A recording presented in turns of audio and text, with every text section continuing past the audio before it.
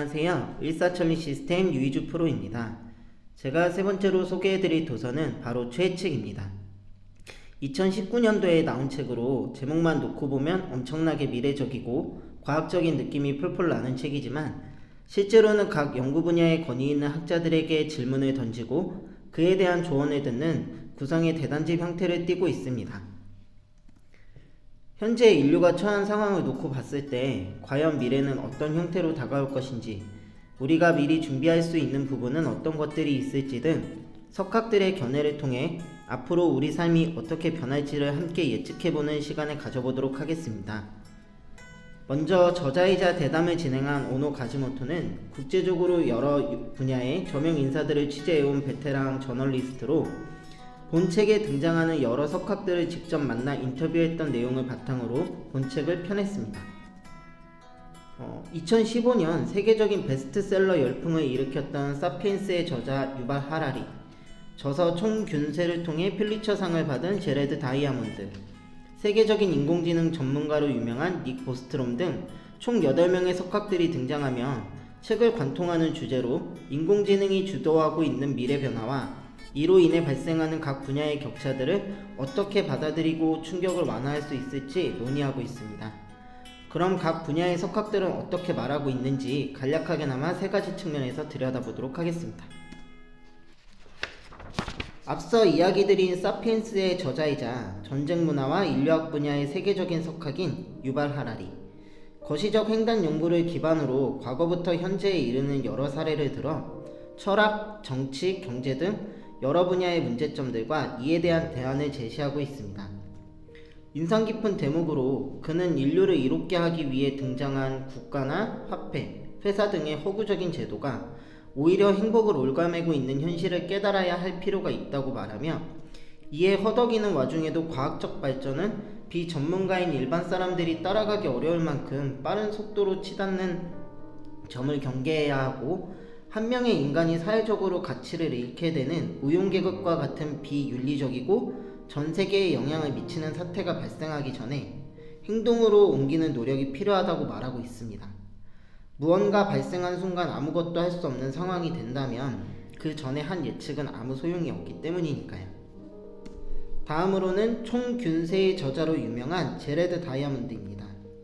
그는 대담에서 하나의 문제를 이야기하고 있는데요. 바로 저출산 고령화 시대를 맞이한 지금 전 세계가 안고 있는 여러 문제들을 어떻게 해결할 것인지에 대한 것입니다. 평소 그는 여러 논문과 저서에서 어떤 문명이든 붕괴할 위험이 있다라고 주장했는데요.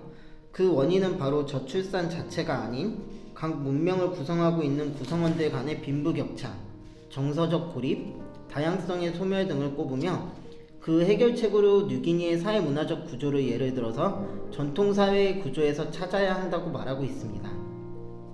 전통사회가 낮은 인구 밀도에서도 사회적 기능이 오랜 시간 정상적으로 유지될 수 있었던 요소로 사람을 우선시하는 문화적 특성을 들며 같은 부분이 뉴기니뿐만이 아닌 다른 전통사회에서도 공통적으로 목격되는 부분이라고 말하고 있습니다. 또한 중요한 것은 이미 사회적 붕괴는 일어나고 있는 현실이며 물리적으로 전 세계가 촘촘히 연결되어 있는 현대사회에서 이 문제에 대한 답을 근시일 내에 도출하지 못한다면 세계는 살아갈 이유가 없는 곳으로 변모하게 될 것이라고 경고하고 있습니다.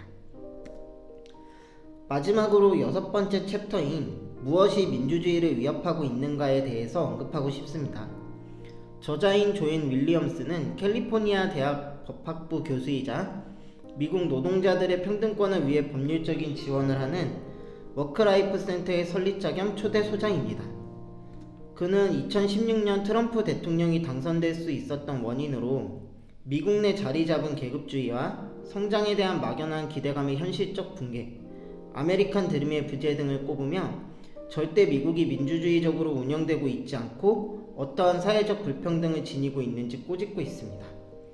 2000년대 들어 중산층에서 같은 나이대의 부모 세대가 번 돈보다 더 많은 돈을 벌거나 같은 수준을 유지하는 노동자의 비율이 50%에도 미치지 못하며 미국의 기성 정치인들이나 소위 말하는 지도층이 계급적 사다리 현상을 외면하고 있는 점, 그로 인해 아메리칸 드림이 이젠 정말 노력으로는 달성하기 힘든 꿈이 되어버렸다고 말하며 트럼프가 당선됐던 이유는 그의 인격이나 공약 혹은 리더십 등이 훌륭해서가 아니라 특유의 막말 정치와 유권자들의 분노를 달래줄 수 있는 공약, 비록 그것이 허구일지라도 당장 소외감을 느끼는 미국 대다수 중산층들의 마음을 자극했기 때문이라고 말하고 있습니다.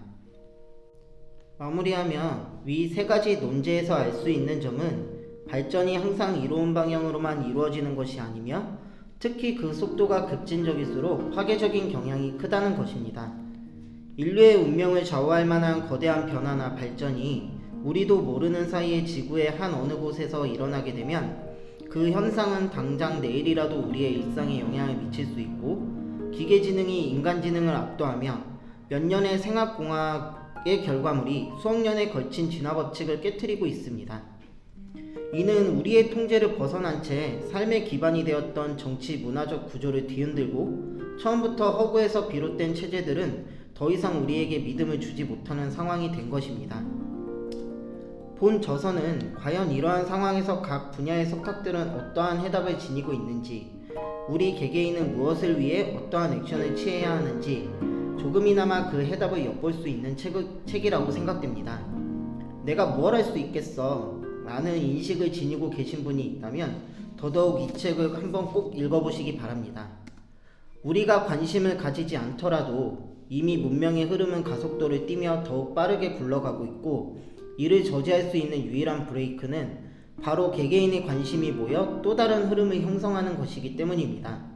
이미 과거의 많은 변화와 혁명의 사례에서 볼 수 있었던 것처럼 말이죠. 이상으로 이번 독서 소개를 마치도록 하겠습니다. 모두 즐겁고 행복한 하루 되시기 바랍니다. 감사합니다.